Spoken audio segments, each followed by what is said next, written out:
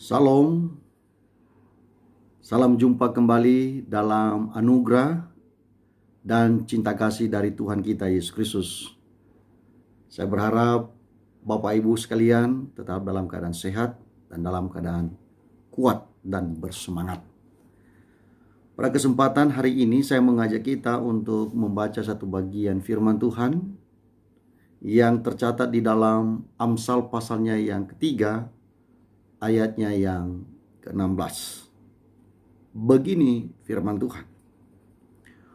Umur panjang ada di tangan kanannya. Di tangan kirinya kekayaan dan kehormatan. Bapak, Ibu, dan saudara-saudara yang terkasih dalam nama Tuhan kita Yesus Kristus, ayat Alkitab ini yang baru saja saya bacakan untuk kita adalah ayat yang seringkali diberikan kepada mereka yang berulang tahun. Jadi biasanya disebutkan sebagai hadiah ulang tahun. Tapi sebelum kita membicarakan tentang ayat ini, ada hal yang lebih penting sebenarnya. Yaitu pertanyaan, apakah di dalam Alkitab ada orang yang merayakan ulang tahun? Apakah di dalam Alkitab ini mencatat tentang orang-orang yang merayakan ulang tahun? Nah, rupanya Bapak Ibu dan Saudara yang terkasih, kalau kita membaca kitab Kejadian sampai dengan kitab Wahyu, maka kita menemukan ada dua orang yang dicatat cerita atau kisah tentang ulang tahunnya di dalam Alkitab. Yang pertama, orang yang dirayakan ulang tahunnya atau yang dicatat oleh Alkitab adalah ulang tahun Firaun, raja yang memerintah di Mesir pada zaman Yusuf. Hal ini tertera di dalam Kejadian pasalnya yang ke-40, ayatnya yang ke-20, dikatakan demikian. Dan terjadilah pada hari ketiga, hari kelahiran Firaun. Maka Firaun mengadakan perjamuan untuk semua pegawainya. Ia meninggikan kepala juru minuman dan kepala juru roti itu di tengah-tengah para pegawainya. Kepala juru minuman itu dikembalikannya ke dalam jabatannya, sehingga ia menyampaikan pula piala ke tangan Firaun.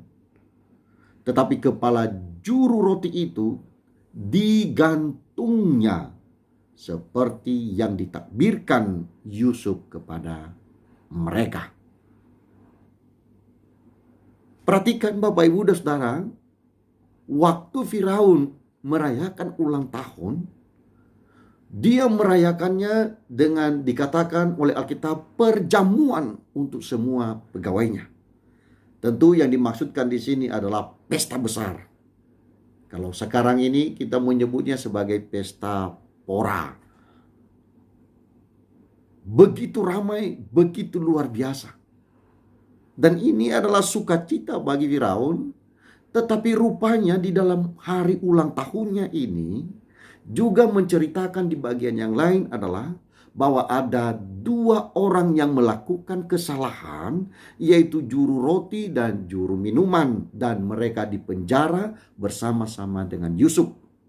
Singkat cerita adalah bahwa di hari ulang tahun Firaun ini, satu orang yang dibebaskan dan satu orang yang digantung di atas, atau dikatakan itu ditinggikan, atau dalam bahasa kitab Ester itu disulang di tiang. Ia meninggikan kepala juru minuman. Artinya itu dibunuh atau dipenggal. Jadi hadiah ulang tahun pada saat Firaun ulang tahun itu, satu yang dibebaskan dan satu dibunuh. Di sana ada kematian. Di sana ada sesuatu yang terjadi yang begitu menakutkan. Nah, karena itu mari kita lihat siapa yang berulang tahun yang kedua. Kalau kita membaca Markus pasalnya yang ke-6 ayat 21, maka kita bisa mendapatkan informasi di sana. Dikatakan begini. Akhirnya tiba juga kesempatan yang baik bagi Herodias ketika Herodes pada hari ulang tahunnya mengadakan perjamuan untuk pembesar-pembesarnya, perwira-perwiranya, dan orang-orang terkemuka di Galilea. Nah, dalam bacaan kita yang kedua ini juga mengisahkan tentang Herodes yang berulang tahun. Herodes yang dimaksud di sini adalah Herodes Antipas yang memerintah di lingkungan atau di wilayah Galilea pada zaman hadirnya atau masih hidupnya Tuhan kita Yesus Kristus.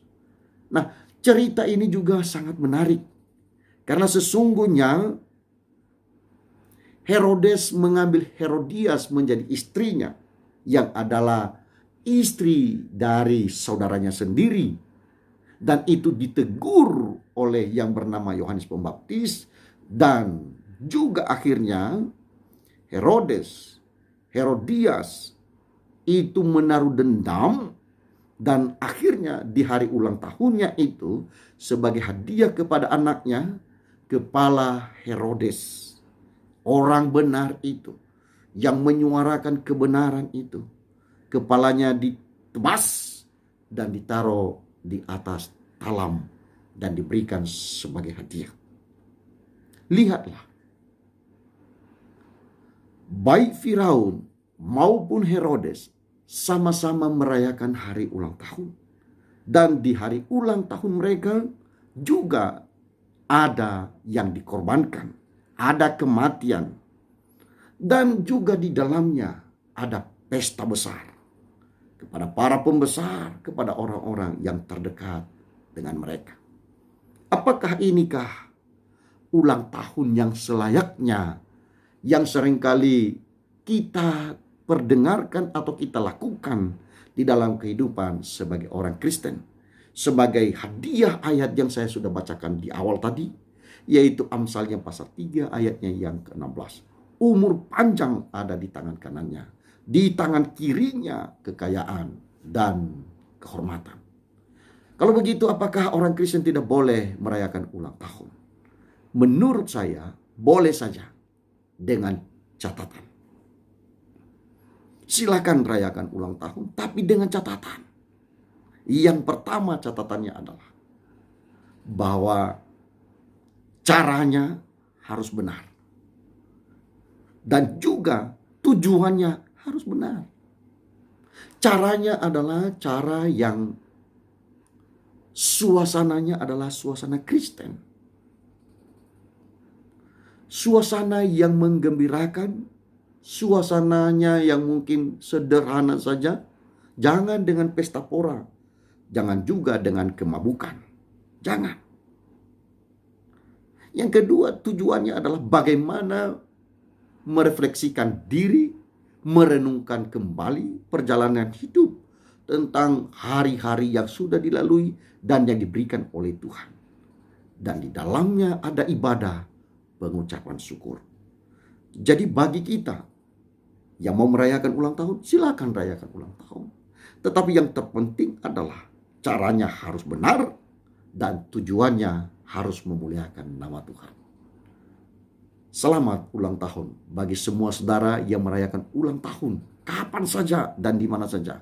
Semoga ayat yang menjadi persembahan yang terbaik ini benar-benar kita renungkan dan kita aplikasikan dalam hidup kita, bahwa Tuhanlah yang memberikan umur panjang, juga Dia yang memberikan kekayaan, dan Dia juga memberikan kehormatan.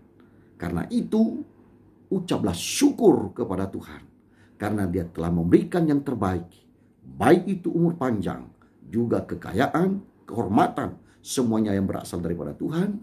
Mari kita mengucap syukur bagi Dia yang telah memberikan yang terbaik bagi kita. Tuhan Yesus memberkati kita sekalian. Amin.